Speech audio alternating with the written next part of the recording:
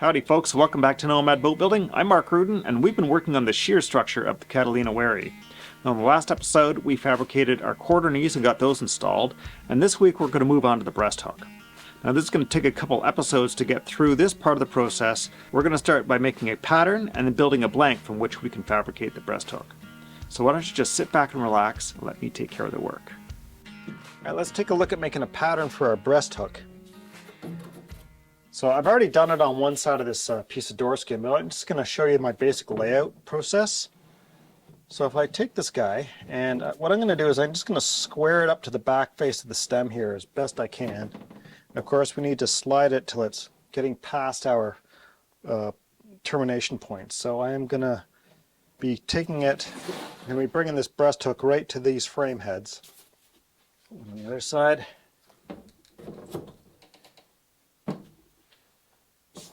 Okay, all right, now we get in there with our pencil shaved off on one side, and we're just going to reach right up there and just trace right along the edge of the plank, the inside edge, all the way till we hit that frame head and come up and around it. Okay, now just to make it a bit easier to see, I'm just going to use some masking tape to outline these guys here. So I'm just running this on the outside of that plank line. There we go. Same thing over here. Okay, and then here's the haunch of my frame end. Same over here.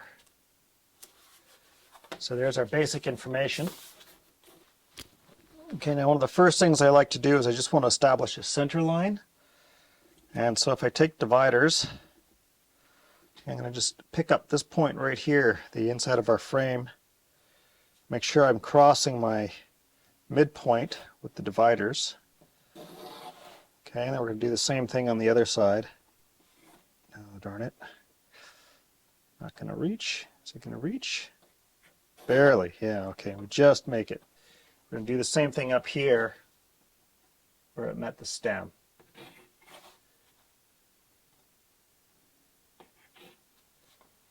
Okay, now just drop a straight edge on there. There we go. We've got a nice center line.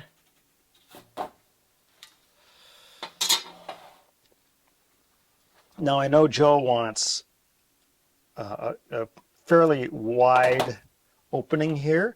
That is, he doesn't want me to take it to a tight point. He wants it fairly blunt. And I know he wants me to sort of create something that's in the neighborhood of a 12-inch opening. So I'm just going to start by marking out roughly what 12 inches looks like in terms of width. So I basically have two boundary marks right there. There's my frame ends right here. Those are 3/4 of an inch. And then I'm going to add inwales to those. Those are going to be 3/4 of an inch as well. And I want those inwales to come inboard by a few inches past those frame heads, because that's how they're going to connect. So if we give them, say, I'll just rough that in. This is not going to be a finished design we're doing here. It's just sort of for fun. So if I give myself, say, I'll give it 2.5 inches here, I think. Looks pretty good. Do the same thing on the other side. Okay, so that's the point at which I want my inwales to connect. So I'm going to bring this 3/4 inch mark up higher. A little out of whack there. And then the connection between inwales and breasthook should be at a bit of an angle. And I would say if you use like a 30, 60, 90 degree triangle and run it so you get the 60 degrees coming off of here. This is just going to be for an example here. That's probably pretty good. And part of the reason that is when you want to swing this inwale in to fit, you want it to be sort of closing a gap. You don't want it square because that's hard to fit in there. But if it's got a bit of an angle, then you can swing it in and you can dial in that fit quite nicely. So do the same thing over here, just eyeballing it in. So the finished breasthook is going to have this haunch in here. This is basically filler behind the frame head. and then the inwale comes in here, and it'll get fastened through to the outwale out there. So from here, sometimes I just like to sketch this in freehand. So I know Joe wants it fairly wide, so I think we're going to be taking a hard turn here already. Of course, you can get out your ship sweep. You can see if that helps you at all, if that gives you a line that you like. Generally, I don't like to come too flat in here, just for looks, but I think for Joe, we might have to flatten it out a little bit just to make that turn as graceful as possible. And so it'll come right around that side. So if I grab a French curve for this, I'll do this with the French curve just for fun. So I'm going to say I like the way it looks in this little stretch here. Say my sketch looks okay. So we're going to go to about there. I'm going to call that sort of the termination point. And I'm going to mark that on the French curve, and I'll mark the center on the French curve. Okay, usually I tend to flip French curves over to continue lines. So if I do that, and I try and find that sweet spot where it looks like it's going to continue the line, it's not going to work out on this particular one. Well, why don't we try this? We need to come into here. This is a hard point where the inwale meets because it's not going to get any thicker. So we'll do that. And it looks like I need to sort of correct that a little bit. I'll mark where that curve hits it there.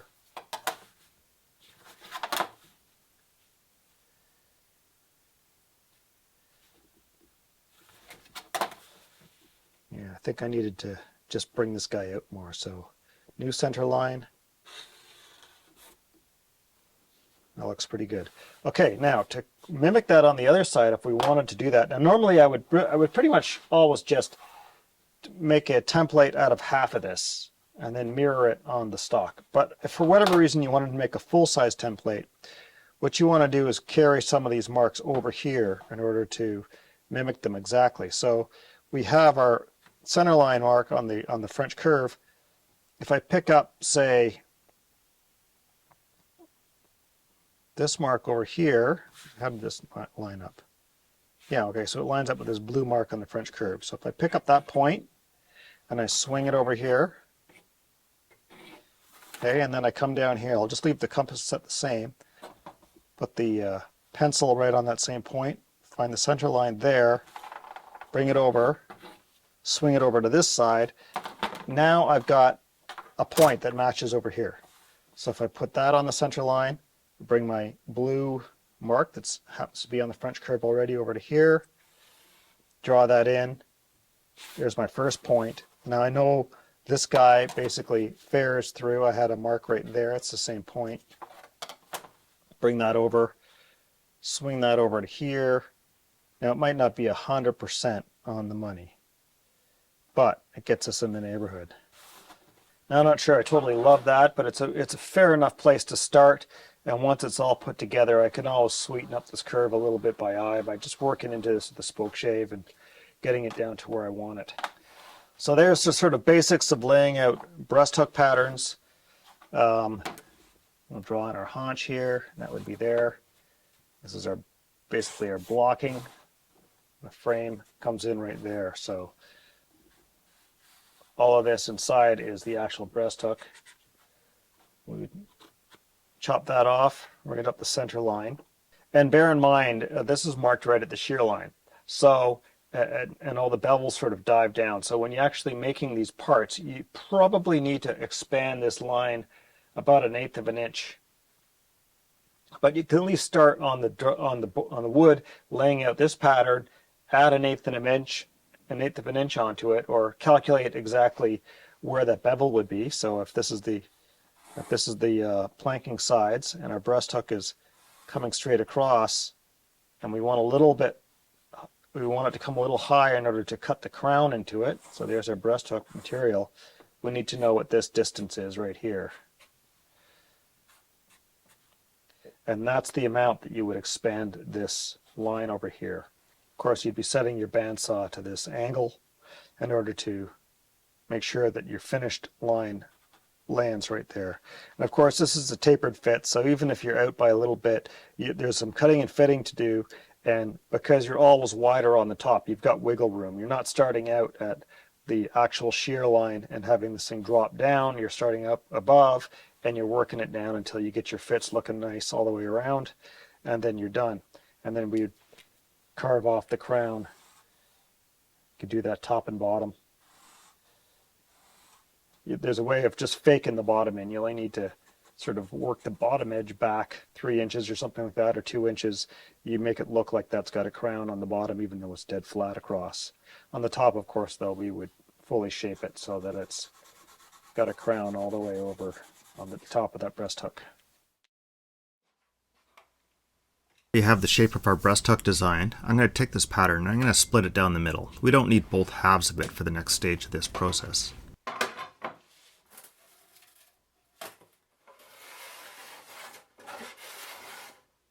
This mahogany door skin has got a very loose grain, and so I find it helpful to just incise along my pencil lines with a utility knife. It just gives me a cleaner result. Now we're just going to trim this down to shape and clean up our cut.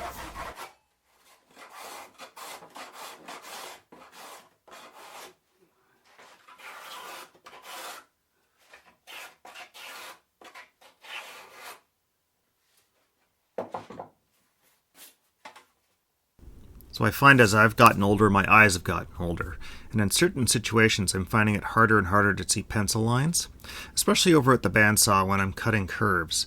And so one trick I've come up with is just using some masking tape to accentuate my lines.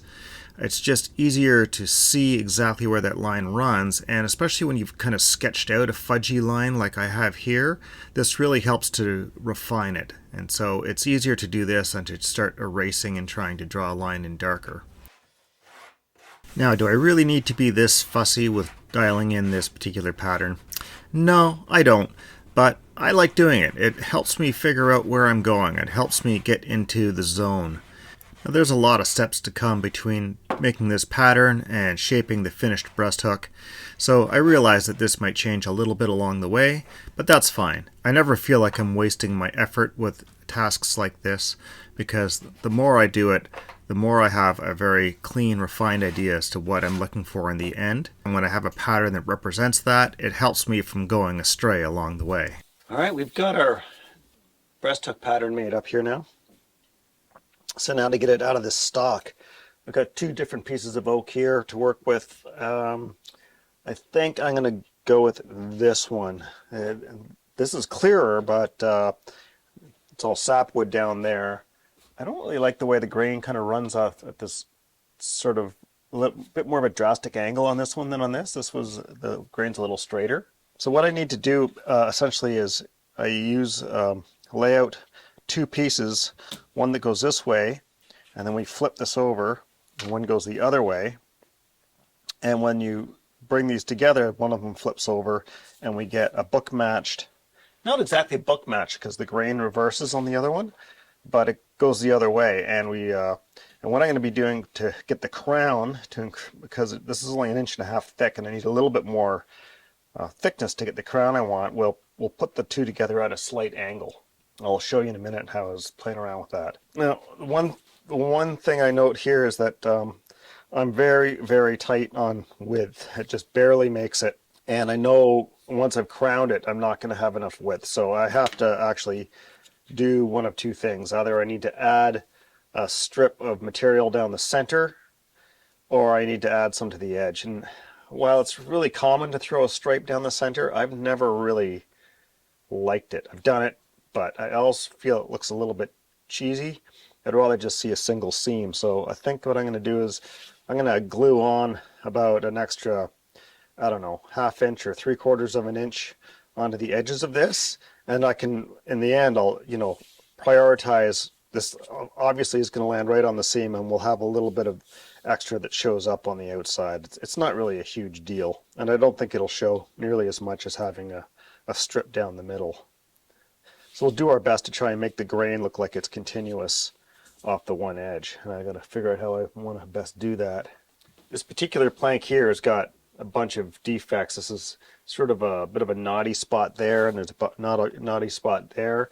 And normally I would probably try and work around those because it's a perfect opportunity to sort of get rid of this ugly bit and you get to use the rest. So I can get one out of here, and I would flip it over and get the other one out of here, and it works around these two knots.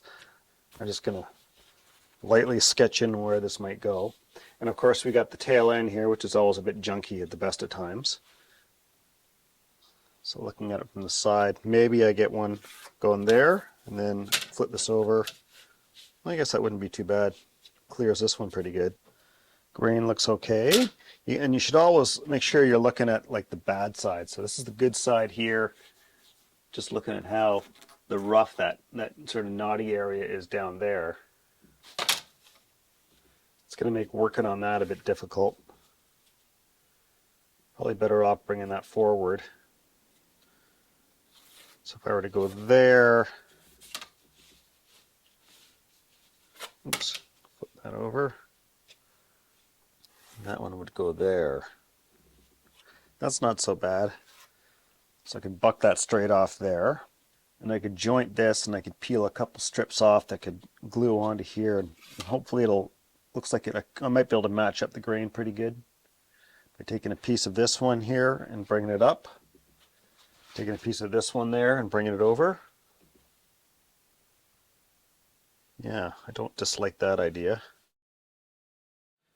I could try doing a rubbed joint. I know that's not going to work as a rubbed joint because these cleats I made up here have got a little too much spring in them. They don't lie dead flat, but they do come up flat when I clamp them. So here we go. If we do that, check both surfaces, make sure we're fully glued.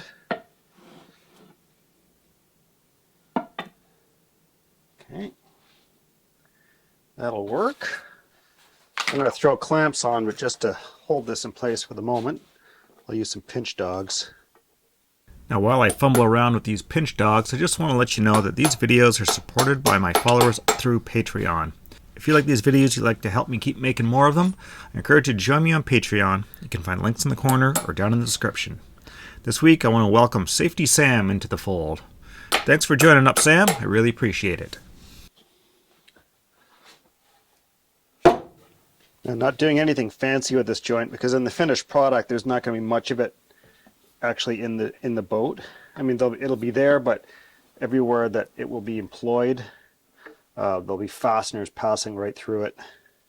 So it's acting more like filler than anything else.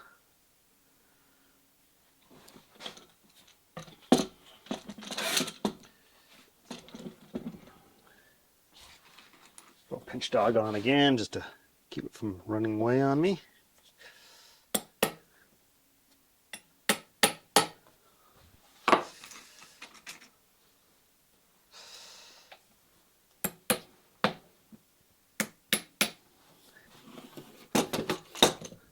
So pinch dogs can be amazingly productive, especially if you're working with, say, something that had a sprung joint, almost like this is. Like you can, oh, this one's popped out here, but you can see how if you had some crown in your cleat that you're putting on there, it would just act just like a clamping caul and just help hold it all in place.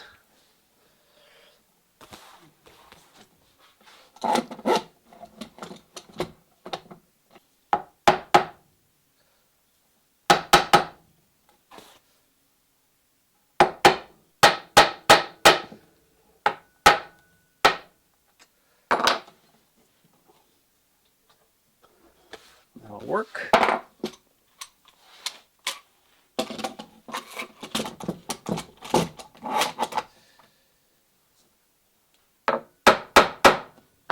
This is where I wish I had one more clamp exactly like this one, because I hate mixing clamps up. It's a weird type A personality type thing. And I'm not really a type A personality, which is the funny thing. At least I don't think I am. There we go. That's good. So we'll just put that to the side. Don't need these pinch dogs anymore.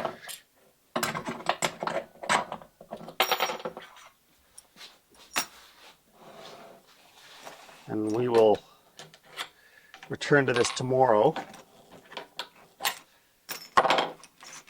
and cut out our breast hook and glue that up. I'll do a little mop up with a rag here in a minute. I'm playing around with deck crown, and I started out with this, which basically represents a piece of 1.5" stock, which is what we're working with, rough. But I wasn't getting enough crown in there. I didn't like that, so I grabbed something wider, and this is representing what it would look like if I cut my stock, if I joined my stock in the middle at an angle, and it gave myself a little bit more height. And what I was doing is taking a piece of wood like this and clamping it hard on the gunnels and trying to get a good idea as to what this angle would be right here if this shape were to carry across. And of course, after it starts heading off in this direction, it starts to curve towards the other side. So here are 2 different crowns that I've described onto this piece of material. Just trying to play around with what I think is going to look best in the end. You tend to have to go a little more extreme than you think in order for it to not look flat. We'll step back and have a look at it from a greater distance. And actually, as I come back, what I do notice is the higher crown feels like it's going to follow the sweep of that shear a little bit better. So I think we'll go with that. We're going to go with the higher crown. The way I'm going to figure out the angle I need to cut the material at, I'm just taking this, which represents, or we could use this for that matter, which represents our actual stock width. And I can just lay this on here and swing it around until I've covered off both ends of this arc. So I know that I can get this arc out of this material. And I can simply just draw these lines on here. And that's showing me exactly what angle I need to have my stock cut at or joined at in the center line. So I just pick up that angle, cut that onto my stock, glue it together, and then at least I'll have a blank that has this representation here that I can then create my finished shape out of. I'm going to do this. That's the angle that we'll use for cutting our stock at. And so that I don't lose that, I'm just going to flip this over here. And we'll just mark that like so.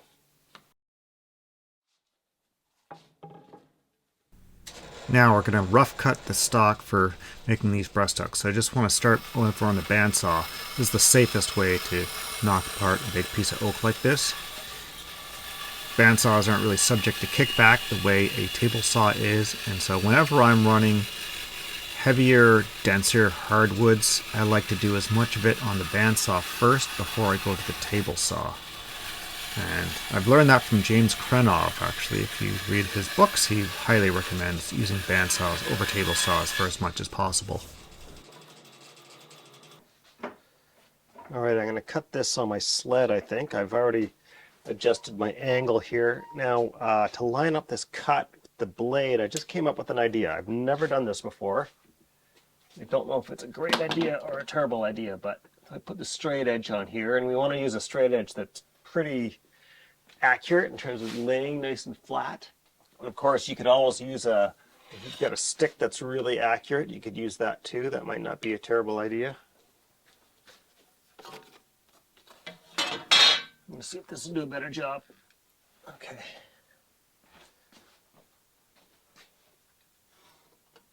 So laying that stick across there, I should be able to just dial in my stock position. That looks pretty good. All right, set my stops. That looks good there. Looks good there. Okay, I should just put a block in here to keep it from sliding, so I'm going to find something for that.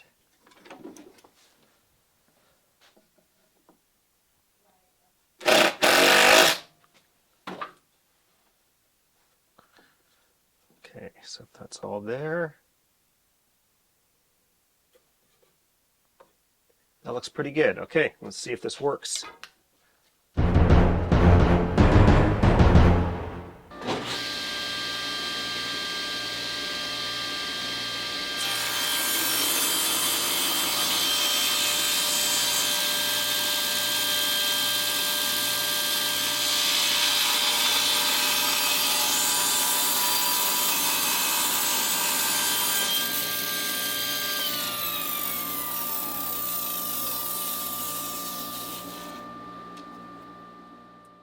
Okay, so there's that one. So that's going to be this side. It tips up like that when we're done.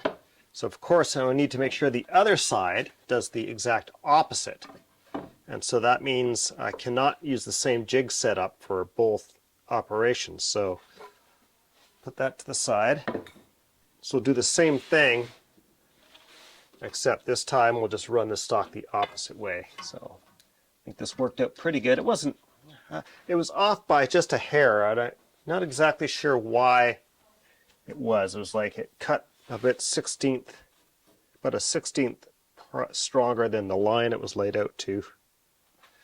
So somewhere there's a flaw in my thinking, and I just don't know exactly where it is. But the flaw is pretty small, so I think I'm confident to use this again. Okay, that looks good. There's nothing to stop it from sliding forward, so I need to think about that. Let's see if this guy is capable of grabbing it. Not really. Okay, we need a different hold down.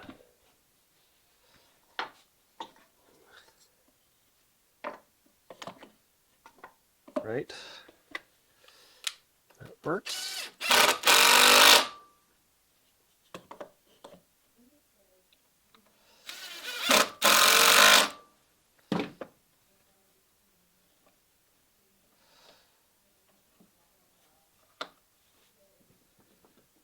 Okay, that'll work.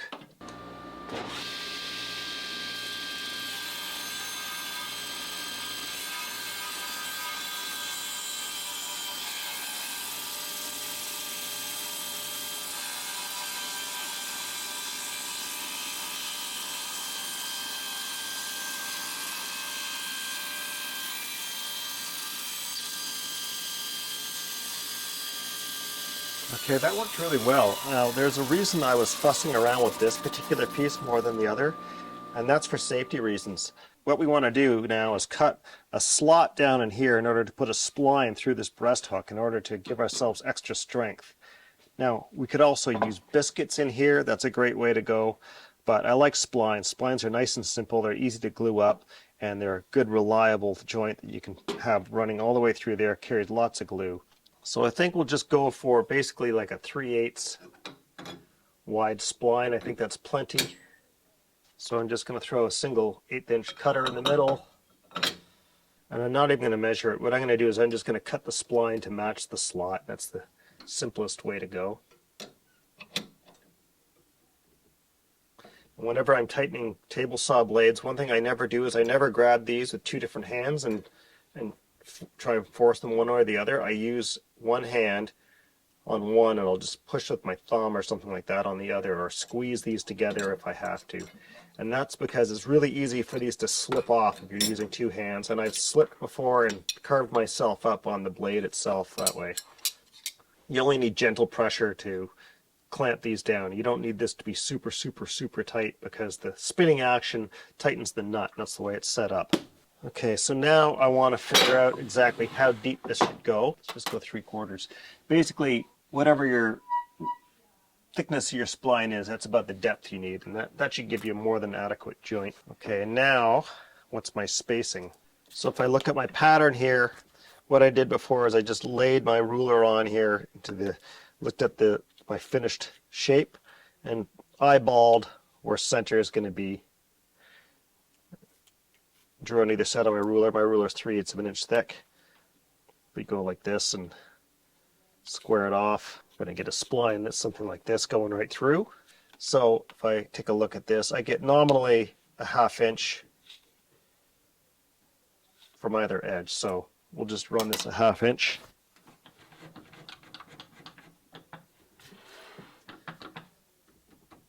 One of the reasons I love these carpenter's rulers are these convenient thicknesses that we have built right into it.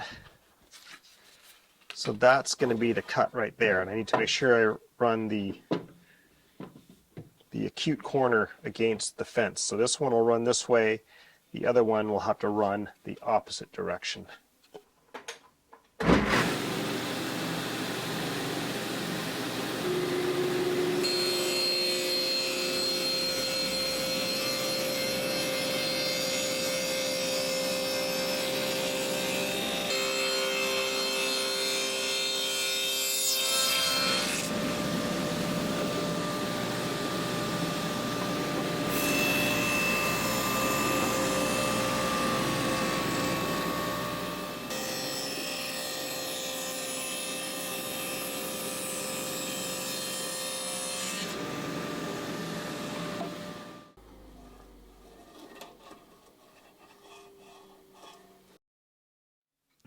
All right, here's our finished part. I'm at a spline up here, just some more oak. Drop that in there. And of course, if we try and slide these together, they're not going to fit because these are intended to be raised up at a slight angle. So if we put those together now, look at that. That's a nice tight joint. The spline is just about perfect. We want the alignment this way to be not super tight because we do need to get glue in there, but reasonably tight so that this ends up a consistent joint. We don't want it so sloppy that these are jumping around. And then this fit this way can be a little bit looser just so that we don't get pinched in here. We don't want to be fighting to try and get this joint closed. So just a little bit of slop in the width of your spline is not a terrible idea. This one feels like it's right bang on the money, so I think I'll probably even take a couple swipes at it with the plane just to reduce it a hair. But aside from that, that looks really good. If we end up with a slight glue line down here, that's not really a big deal. Because it's right down on the center line, we've already got different grain coming together. Having a line down the middle is not going to be unsightly, I don't think. But for the most part, that looks great. Now, I didn't do any cleanup on these joints. I felt like we got a pretty good finish from the table saw, and those saw marks are going to help us with our glue joint. We're going to put this together with epoxy, and that's because there's so much more end grain in this joint that epoxy is the better choice for it. We did the Pt.1 3 for these other areas because this was all face grain, not end grain. Pt.1 3 or any of those PVA style glues are really good for face grain. They don't work great for end grain, but epoxy does. So that's going to be a really nice breast hook right there. Now, my only debate was whether or not I should be cutting any of this out ahead of time, but I think I'm going to say no. I think I'm just going to get this glued together and worry about doing the cutting out here a bit later. The biggest issue is going to be what the joinery looks like down here where it meets the side planking, but I think if I can get this all fitting nicely, and then I'll worry about the end cuts, and if I have to do this stuff more or less by hand, that's not a big deal. I can pull that off. All right, that looks great. Let's get this glued up and we can move on to the next job. Okay, there we go. We got our blank made up for our breast hook. I'll have to get that glued up before the next episode. So please join me again next time on building the Catalina Wherry. See you later, folks.